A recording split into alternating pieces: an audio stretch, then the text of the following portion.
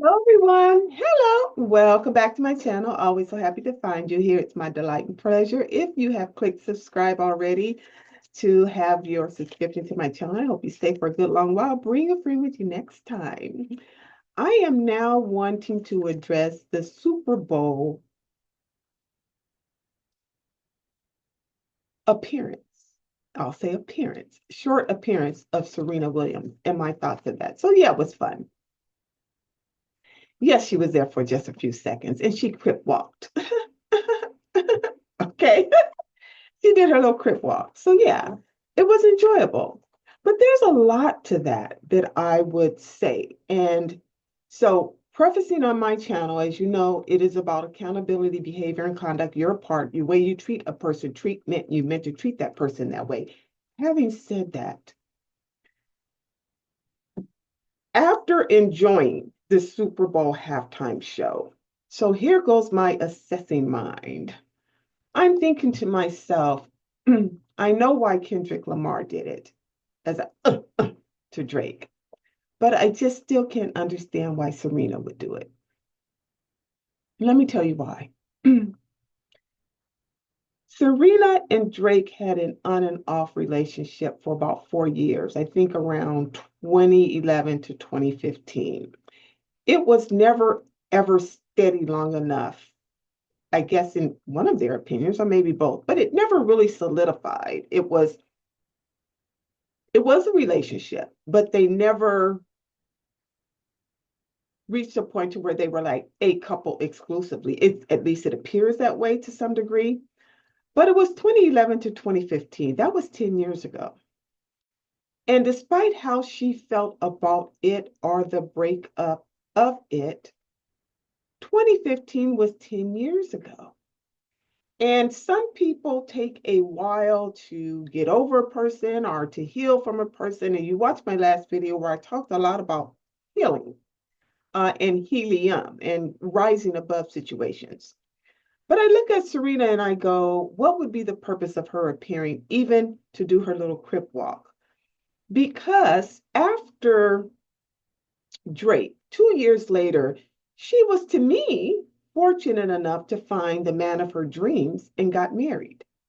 She's married to almost billionaire Alexis Ohanian, I believe. I can't say it right. Ohanian. And he's worth about $800 million. Now, the money is not the issue, but the money is the issue, can be to some degree or another. They have two children together. One is 8 years old, and the other one is almost making 2 years old. So her life has moved on, is what I'm saying. She has married, she found a very wealthy guy, they have started a family, and life has moved on. What would be the purpose to go on stage for a few seconds and crip walk to annoy an ex-boyfriend, except that you're not healed? It doesn't send a good message. It's absolutely unnecessary. In my view, I'm talking about the standardization of a good relationship, a good breakup. If you've watched some of my past videos, I talk about even when you break up, it should be done with class. It should be done, you should have a respectful exit strategy because after all, you love this person to some degree or the other. And the, I just believe the kindness of your heart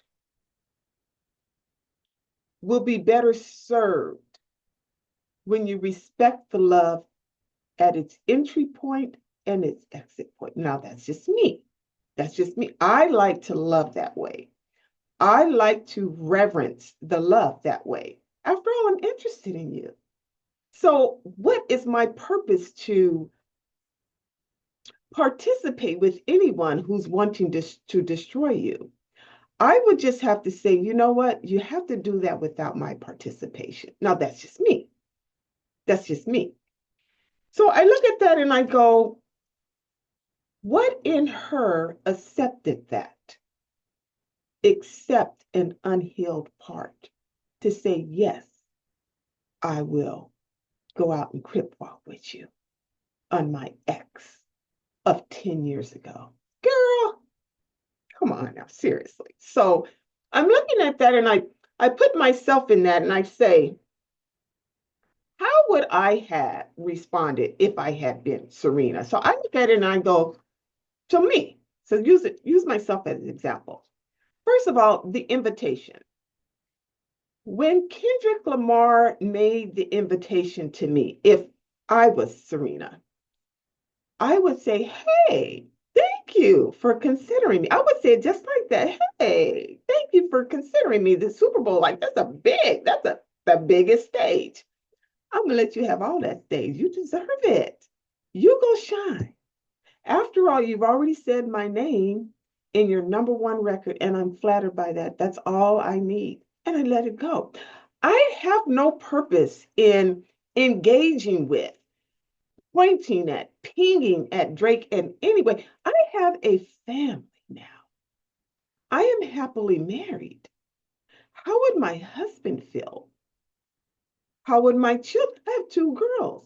Would I suggest that for them if they were in my shoes? No. I would say, you know what? My time with that guy has passed already. I wouldn't even have anything negative to say. Let me tell you why. I can't carry something negative to say about any of my exes because at that time I loved them. And whatever they did to either peeve me off or make me leave or break us up was the ending of that love. But it didn't mean it was the beginning of my destroying them. This is why love is often unhealthy. How do you think her husband felt? He had to think, why is it necessary for my wife to get back out there, to get out there and dance on a number one song that destroys her ex-boyfriend for you? It's just toxicity, all respectfully. I guess I am talking about Serena, but I'm talking about the habits that people do in love by which they disrespect it because they're no longer with the person. But I look at it and I go, okay, so there's the invitation. That there's the thing about how my husband might feel. Listen to me. First of all, you ain't gonna do anything to dishonor my husband or make him feel some kind of way by pimping me out there, crip walking me out there for your vengeance sake. No. This is Queen here. Okay? So that would de-elevate your status, I think. Now, your status meaning your functionality as a walking queen when you accept that invitation. And then thirdly is so that's the invite, the husband, the family, how the girls would feel if they were older and could see that. And then it's your overall image. It is not like she's a tennis player that no one knows of, or she is an athlete that every now and then you might see them hopefully get in the US Open, hopefully play at Wimbledon, hopefully rank high. She is the number one tennis athlete there is right now. So the image of her appearing at the Super Bowl to make a 5-10 second crip walk on a record that disses, it's called the Drake diss. This is, when you do that, and if you find that to be okay, there is a percolating sickness inside of your psyche that you don't know anything about that's making you do it. And I'm not a therapist. But after 10 years of behavioral modification and personnelology, working with the biggest egos in a company, EGO, heads of companies and egos, the ego gets busy for revenge. You cannot stop it. You cannot stop it. And the grace and mercy of the effort of the person who would try would only get shattered by doing so. If they're in their ego. So that won't work. But for me, I just think I found it, afterwards you think about this. Why would it have been necessary? Hasn't he been destroyed by the song alone? Why would you need to appear? You're an elite athlete. Now, here's the thing that sticks out most. Rarity. Let's talk about rarity. There has not been any other professional athlete who performed at the Super Bowl halftime other than Serena. Now, so you want to say, well, her PR people will say, well, yeah, that's true. Let's make something out of it. She stands alone as the fool. As it's not a good standing alone.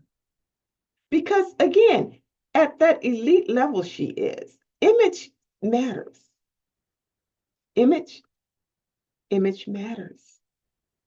So there are definitely some unhealed parts, still some vengeance, still some things that she want to poke at him to make her have accepted that invitation.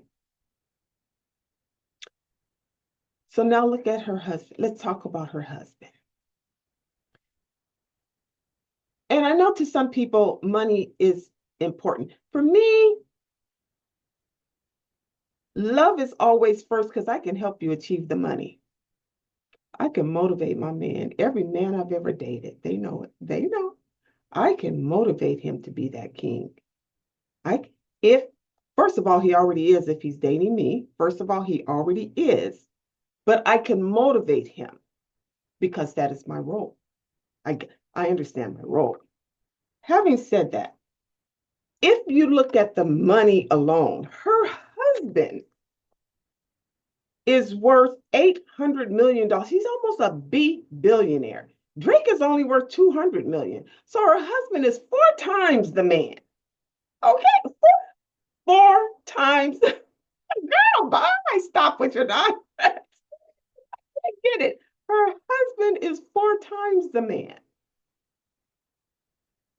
Now you think I'm gonna mess with that? Behind an ex-boyfriend who's already been image slaughtered. You think I need to come and pour a little tea on that slaughter? It's unnecessary.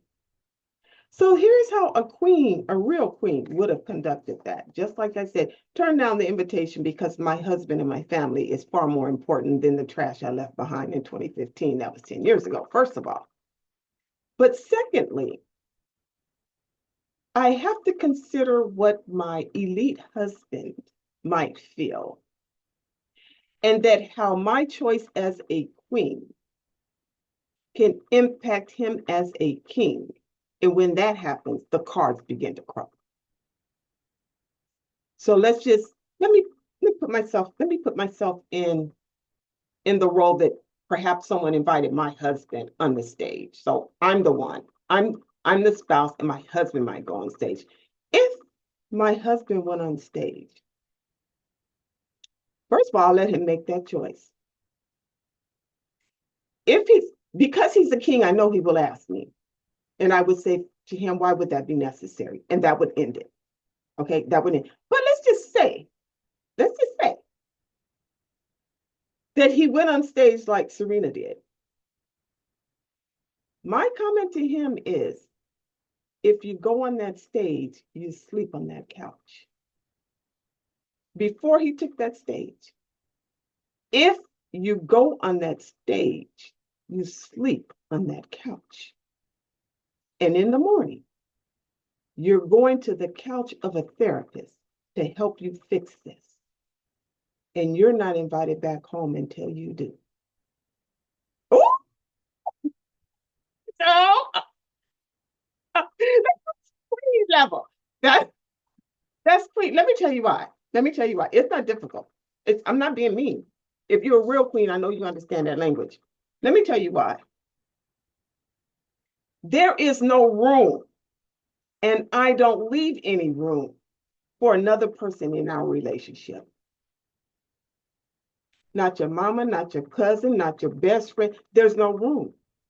Now, you can confer with them. You can talk to them. You can go out with you, hang out. I need you to be independent. I can't be with you always, but I need you to be. But I need you to make wise choices as it pertains to us. That would not be a wise choice. That would set fire. And I would not be happy. It would disrespect me, our children, our household.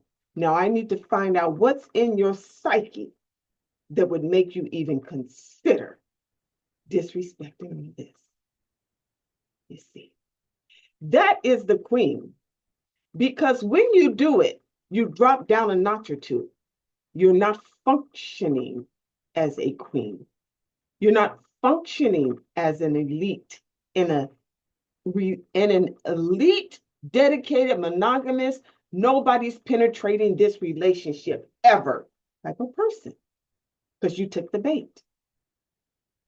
And there is definitely something that she's still holding on to. I don't care. I don't care. I'm not trying to assess her. She already did that publicly for us. There's no other reason to be on the stage, to diss your ex even more. Okay? And that's the truth of the matter. And that is why so much baggage follows relationships. Here it is 10 years later, and her husband probably had no idea that she would have even accepted that invitation. Therein is a problem. Fix the problem to the root of the problem so that your relationship cannot be penetrated. Because this I will say to you in closing. If you really want, if you're real queen, you wouldn't have taken the bait. So if you really want your ex to feel some kind of way about losing you, all you have to do is let him or her fully lose you. If you're, they may never get over it. And you appearing on the stage only says to them, neither did you. Okay? So go fix the broken pieces. All right? Let's all get healed and be healthy. If you've gotten this far, please click like, please click subscribe, please leave a wonderful comment. Tune in on Thursday when I will be talking about scissors. SZA. She an ex too. Now, why was she there? Let's talk about her side of it. Okay. I love you. Tune in on Thursday when I'll talk about SZA. Have a good one. Bye.